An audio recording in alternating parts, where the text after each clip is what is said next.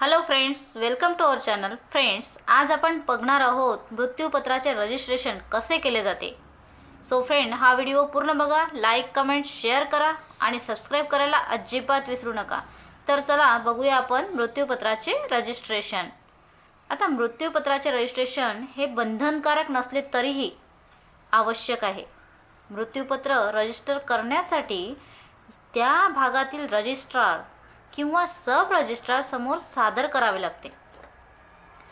आता त्यानंतर रजिस्ट्रारकडून सर्व कागदपत्रांची तपासणी केल्यानंतर आणि सर्व शंकांचे समाधान झाल्यावर त्याची नोंद तारीख, वार, दिवस, तास इत्यादीसह केली जाते.